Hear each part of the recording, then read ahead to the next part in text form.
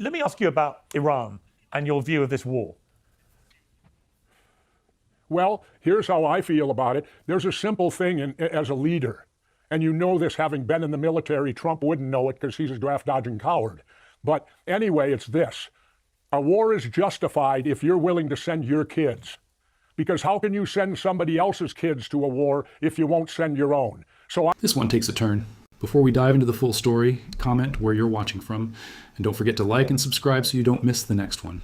We've covered Trump, Iran, ICE, but this clip is different. Jesse Ventura calls out Trump and brings Barron into it, saying if there's war, send your own son first. Let's watch, then break it down. Well, Jesse Ventura is a former US Navy SEAL, a former professional wrestler, a former actor, and a former governor of Minnesota. We've had many memorable interviews over the years. I'm pleased to say he joins me again now. Jesse, how are you? I'm doing good, Piers. It's been a long time for you and I. I tried to retire, but unfortunately, they sent the Gestapo to my high school and they hit it with chemical weapons, which are a war crime. And that brought me back out of retirement to stand up against the war criminal in the White House. Wow. Well, that sounds suitably dramatic. Well, that's the way it happened. I mean, I was retired. I hadn't watched the news since the last election. My son said, "You're way better, Dad. You're not tense anymore. Keep it up."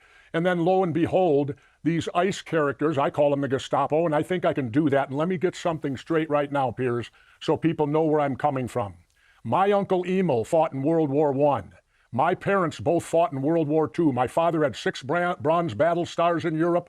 My mother was a nurse in North Africa, which predated Normandy, fighting Rommel, the Desert Fox, the greatest German general. Both my parents were World War II veterans. My brother and I are both Vietnam veterans and member of the Navy UDT SEAL. We both did 2 tours to Southeast Asia. So everyone in my family is a war veteran. I wanted to get that out right now so it'll help with the things that I'm going to say to you in the moments to come. So ICE agents came to your school, you said? What's that? You said the ICE agents came to your school? Yeah, the ICE agents came to the school where I went to high school, chasing some guy down just like the Gestapo. And I heard people were offended calling them that. Really? I can tell you right now, if my parents would have been alive and they would have seen what happened in Minneapolis, they would have called it the Gestapo too. So they come to my school, they use tear gas and pepper spray at the school. Now here's a question I have, Piers. My uncle Emil fought in World War I and he was gassed. He came home, but his life was ruined. He could never do anything. What did they do? They outlawed it. Gas using chemical weapons became a war crime. Why is it that you can't use them on your enemy, but you're allowed to use them on your own people? That has always been, where is the media on this? You know, using chemical weapons against our own people, which is in essence a war crime. Well, I think I wouldn't describe the gas used by ICE agents as chemical weapons. I mean, that infers weapons of mass destruction. It's tear gas. They're spraying people from 6 inches away right in their face. I can't use that in war. I wasn't allowed to carry tear gas or any type of chemical weapon in war. It's banned from war. It's considered a war crime. You can't use it against your enemy, but you can use it against your own people. Doesn't something ring wrong there for you, Piers? Well, a lot rang wrong about what was going on in Minnesota, and I'm very glad that it has been resolved, at least for now. And I think it hasn't been resolved. Well, no, not completely, but nothing's been resolved. No, I understand. We have 2 dead people here. Yeah, 2 people were killed by the Gestapo here. Yeah, I understand. And those investigations are ongoing, but at least the ICE activity that was going on and the way it was being conducted has been removed from Minnesota, which is a good thing. And I thought what happened was appalling. And I said so at the time. Let me ask you about Iran and your view of this war. Well, here's how I feel about it. There's a simple thing as a leader. And you know this having been in the military. Trump wouldn't know it because he's a draft-dodging coward. But anyway, it's this. A war is justified if you're willing to send your kids.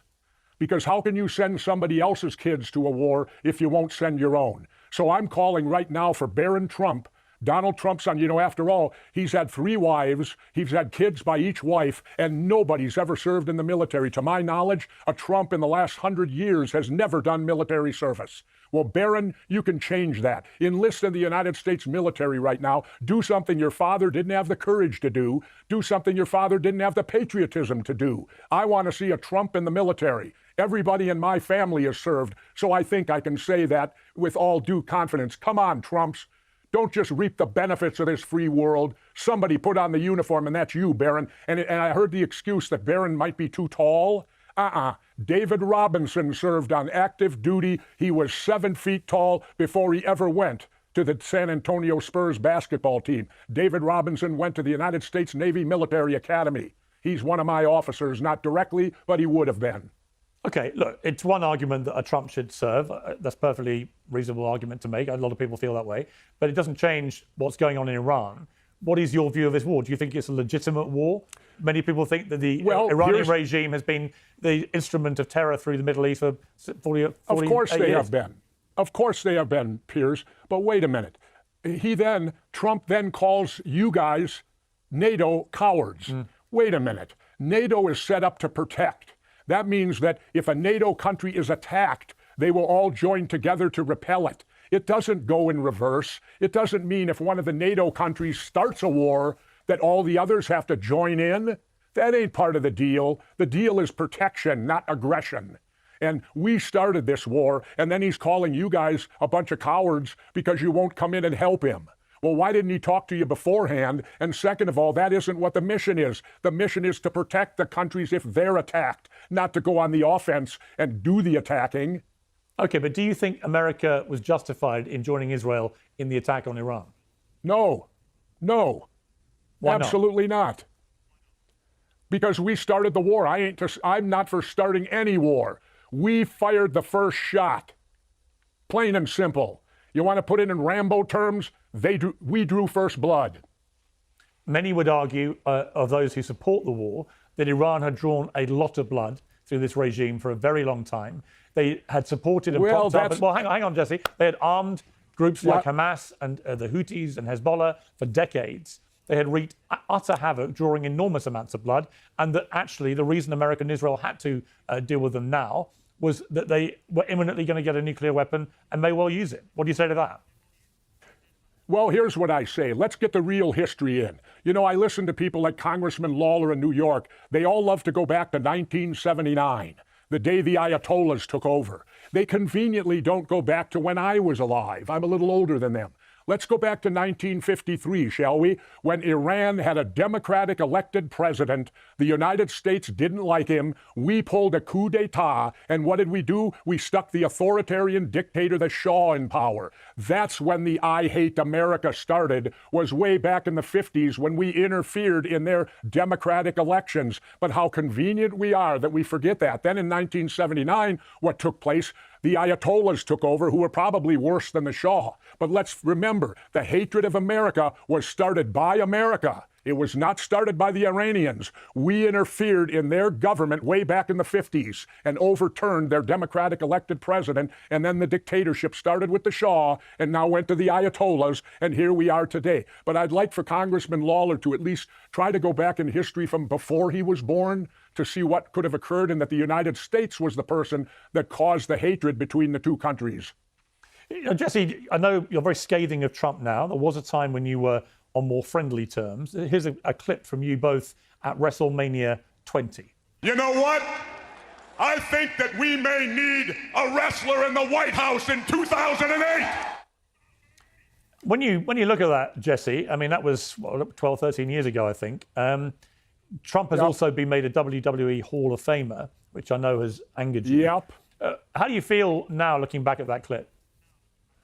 I feel that simply I was doing my job. I was doing what I was asked to do at the WWE. Trump being a Hall of Famer is a tragedy. This guy has never been in the ring. I got a good friend, Ken Patera, Olympian, first man to overhead press 500 pounds, 25 years in the wrestling business. Kenny Patera is not in the Hall of Fame. Donald Trump does not belong in the Wrestling Hall of Fame. He never earned it. You know what I had to do to get in the Pro Wrestling Hall of Fame? At one point in my career, I wrestled 63 consecutive nights in a row. That's how you get in the Hall of Fame. When I was referring to putting a wrestler in the White House, I was talking about me, not him. Really? That was a bit ambiguous. Absolutely. I was the former governor of Minnesota. I'm the only real former wrestler. I don't include him. He's only in the Hall of Fame because he stopped an investigation against Vince McMahon, a sexual stuff. Do you intend to run again for governor and therefore maybe president? I don't necessarily intend to run again, but I'm working on something that could send me straight to Washington and go face to face with this guy. Really? What, you would run for Plans president? may be in the works. I mean, he can't run for president again, so what would that involve? Well, you'll have to find out. Wait and see. I'm not going to spill it here. You're not going to crash But the... I'll put it to you this way. Wait. Piers, I'll put it to you this way. We withstood the onslaught of the Gestapo in Minnesota. Well, I was taught in war to do this. You ensure that your backyard is secure. That's the first thing you do. Well, Minnesota's now secure. We've repelled the onslaught from Trump. Now it's time for us to go on the offense. So maybe it's time to send the Navy SEAL to Washington. Maybe it's time for a showdown between the Vietnam veteran and the draft dodger. Do you actually mean a physical confrontation? Or? No, but if he wants it, he's in the Hall of Fame. Let's both get in the ring. I mean, there is a UFC... After all, he's in the Hall of he's in the Hall of Fame, isn't he? Right, I mean, there is even though he's never, ever had a match. Right, there is a UFC whole event going on imminently at the White House. Maybe they could extend it and have you against Trump. Do you think he'd have the guts to do that? Are you kidding me? Well, when he got this guy, when he got shot, Jesse. To be fair to Trump, wait a minute, Piers. To be fair to Trump, when he got shot, I'm going to tell you. When he got shot, he got back up and said, fight. Oh yeah, right. You ever hear of a blade job? Anyway, a blade? What, you think he was fake? Anyway, I don't know. Where's his scar today? Somebody died, literally sitting behind him. I don't know. You know, come on, Piers. You're going to tell me this guy's a big hero now?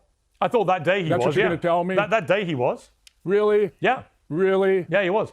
Yeah, well, then he accomplished what he wanted out of you guys. No, I think you can be heroic on one day and you can be less heroic on others. But if you ask me, was he heroic when he got shot? Yeah, and I think those who try to pretend he wasn't actually shot or anything, it's ridiculous. You're right. You know what I feel bad about was that if he'd have joined us in Vietnam, we might have won, huh?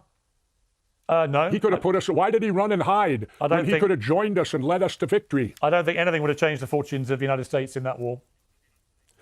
Yeah, probably not, considered he called us all suckers, didn't he? What would you say to Trump if you had a chance to speak to him? I'd prefer not to speak with him. I don't have really... What would I say to him? I don't know. You know, to me, he has no courage. He never has. I'll tell you what he is, Piers. Everybody knows these people. You're with a group of guys, and there's always one guy who will start the fight and then hold your coat. That's Donald Trump. He'll start the fight, but he'll hold your coat, and then the next day he'll tell everybody how tough he was. Jesse Ventura, it's great to see you've lost none of your fighting spirit in the many years since I last did. All right, let's not waste time because there's a lot to unpack here, and some of it is honestly hard to ignore. First off, the way this interview was handled raises eyebrows. You can clearly see moments where the focus shifts away from tough questions and into, let's call it, overly generous framing, highlighting things like he stood back up and trying to turn that into a defining heroic moment without pressing further. That's where people start questioning the objectivity. It feels less like scrutiny and more like soft handling. And look, to be clear, asking questions about a major public incident isn't the same as making claims, but people are noticing gaps. They're asking, fairly, about details, about consistency, about transparency. That curiosity doesn't come out of nowhere. But here's where the conversation really sharpens, and honestly, where it becomes much harder to brush off. The central argument Ventura makes cuts straight through all the noise. If a leader is willing to support or initiate military action, what responsibility do they personally carry? Not just politically, but morally. Because it's one thing to stand at a podium and talk about strength, strategy, and sacrifice. It's another thing entirely when that sacrifice is always someone else's family. That's the uncomfortable question being raised. If the stakes are that high, if the cause is that important, shouldn't that standard apply across the board? Now, some people will say that's crossing a line by bringing family into it. Others will argue it exposes a deeper double standard that rarely gets addressed. And that tension right there, that's why this moment is getting so much attention. It also taps into a bigger pattern people are starting to notice.